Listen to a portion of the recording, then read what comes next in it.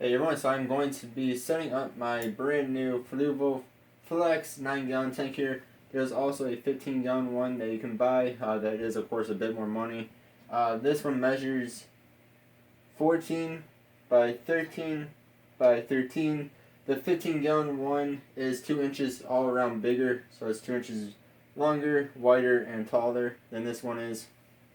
So it's of course a bit bigger, 6 gallons bigger. Now this one has a pump of 61 gallons per hour. Not sure what the 15-gallon one is. Then this one has a 7-watt lighting system on it, which I of course don't have up here right now. It's over on the side there. So there's a little bit of specs there.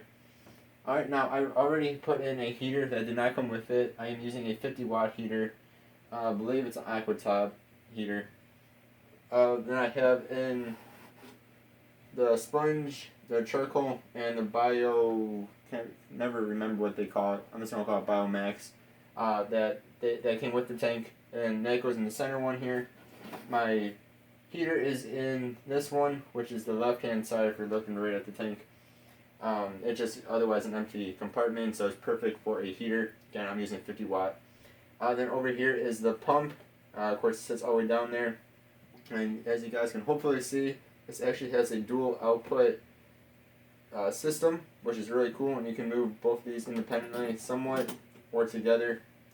And again, it does 61 gallons per hour, so it's not too bad for the size of a tank.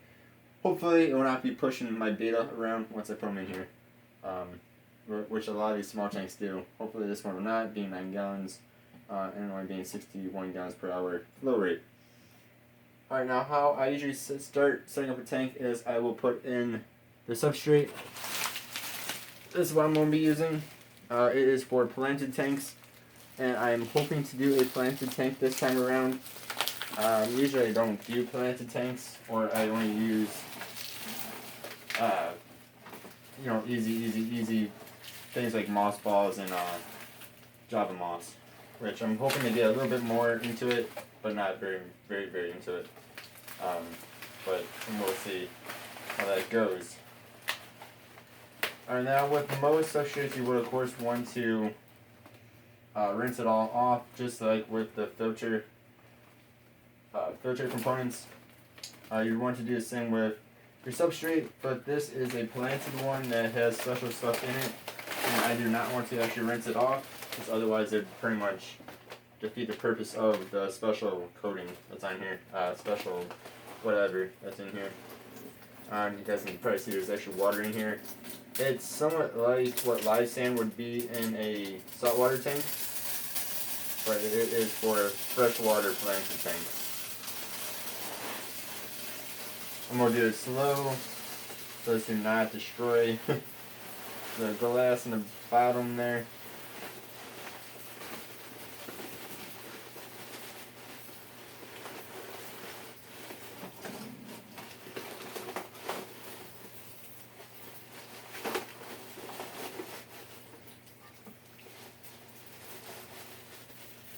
If you wanted to, you could add in water first before adding in your substrate. This is just the way I like to do it. That's just how I am. Of course, everybody does things a bit different. So feel free to do how you want to do it. Sort of getting stuck in the bag. I am using, this is 20 pounds of this stuff. So it's a bit overkill for the size of a tank, but I personally like more substrate in tanks. You should use about at least 1/2 pounds per gallon of water. So for a 9-gallon tank like this one would be, what would that be, 9 plus 4.5 or so. So 13.5 pounds, so 14 pounds or more. And then I'm using 20 pounds or so of it. For the 15-gallon tank, you would want to do, what would that be, about 23, maybe 22.5, 23 pounds of sand or gravel or substrate, whatever substrate you want to use.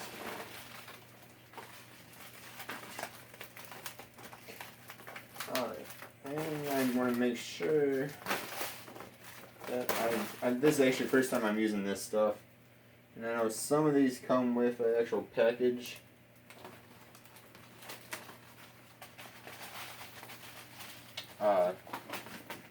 Like a little extra package in them that does, clarify or whatever. I'm just going to use my hands to level this out a bit here. And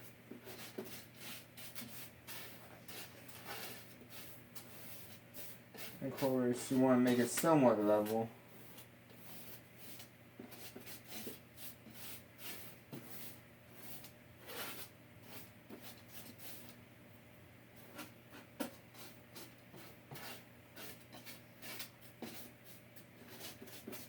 But you don't want to be blocking the cutouts there, otherwise water will not be able to get through it too well, of course. You're going to be sucking in your substrate. Now, I actually have a towel down here. I just wave my hands on the ground. Alright, somewhat not level. But there is that. Next, you can add in your decorations, or you can add in water. What I'm actually going to do is add in one decoration, somewhat centered. Then I'm going to add in the water.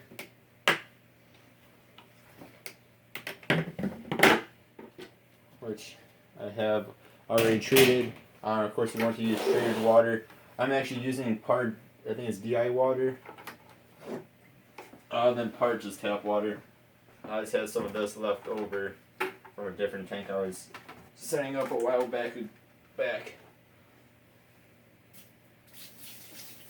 I put that in there just so I can hit it and not mess up the substrate too much.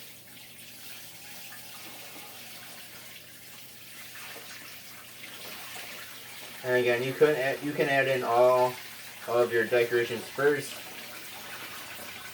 Again, it's just a matter of how you want to do it. I am adding in the water first because that's just how I want to do it.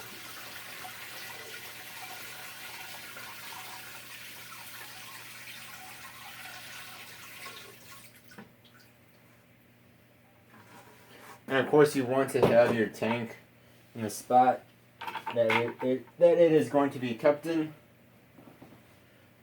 It's kind of obvious. As otherwise, it's pretty hard to move a tank that is full of water. And make sure your spot is sturdy.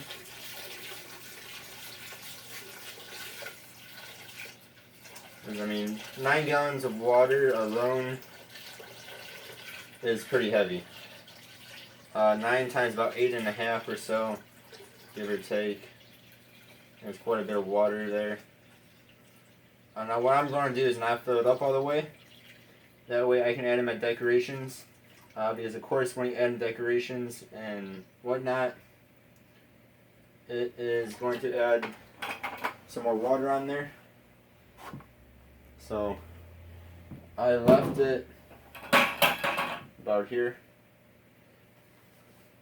Now I'm going to add in my decorations and then I will come back. Alright. Now you see I have some decorations in there. I will most likely redo this tank probably tomorrow or so. But this is good enough for now, good enough for tonight. Next we're going to put on the light. So I'm going to untangle this, the light and hood I should say, since this is combined. It's quite the long cord on this. There's two twist ties, or what do you call those? Alright. Alright, now there's a spot here for the cord to go through. So make sure that you have it like that, otherwise you might be getting stuck on the cord. Same thing with the filter cord.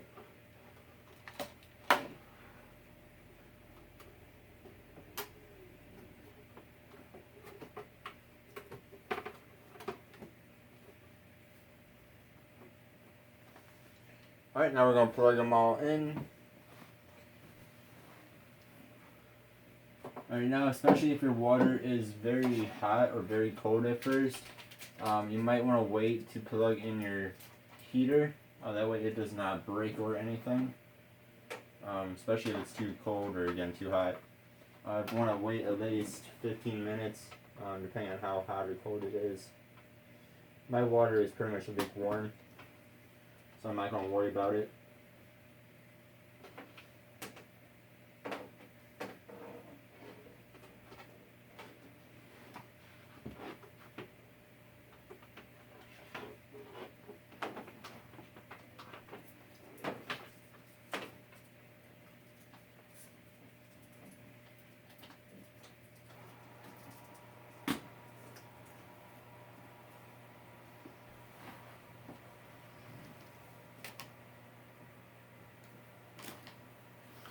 Alright, and here is for the light.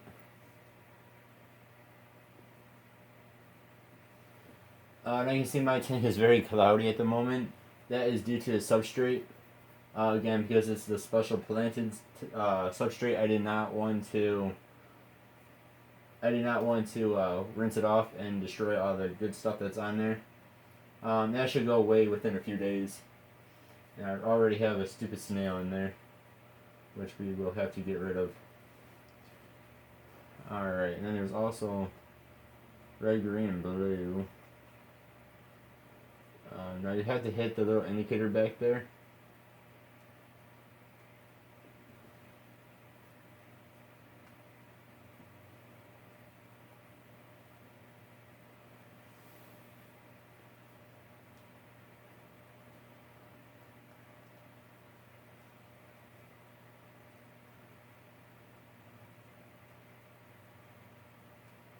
There's just a little bit of a taste of different colors.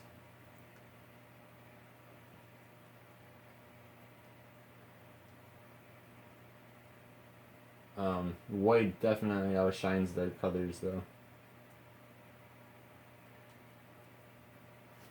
And then there's the thunderstorm.